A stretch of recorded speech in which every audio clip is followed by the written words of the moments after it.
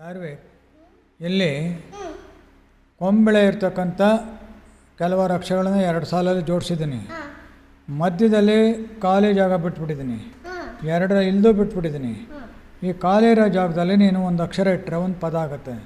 ಹಂಗೆ 8 ಕಡೆನೂ 8 ಅಕ್ಷರ ಇಟ್ಟರೆ 8 ಪದಗಳಾಗ್ತವೆ, ಅರ್ಥ ಕೊಡ್ತವೆ ಅವು. ಅಲ್ಲಿ ಜೋಡ್ಸಕ್ಕಂಥ ಅಕ್ಷರಗಳನ್ನ ಈ ಕಡೆ ಹರಡಿದ್ದೀನಿ. ಈಗ ನೀನೇ, ನಾನು ಪದ ಹೇಳಲ್ಲ, ನೀನೇ ಯೋಚನೆ ಮಾಡಿ ಇವೆರಡರ ಮಧ್ಯೆ ಯಾವ ಅಕ್ಷರ ಇಕ್ಕಿರೋ ಒಂದು ಪದ ಆಗುತ್ತೆ ಅಂತ ನೀನೇ ಯೋಚನೆ ಮಾಡಿ ಅಕ್ಷರಗಳನ್ನು ಜೋಡಿಸಪ್ಪ.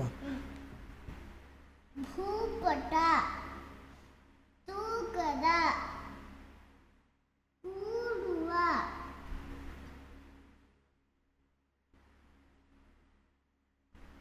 ಮೂಡಲು, ಧೂಪದ, ದೂರದ, ಹೂರಣ, ಸೂತಕ. ವೆರಿ ಗುಡ್, ಭಾಳ ಜನ ಜೋಡಿಸಿದೀಯ.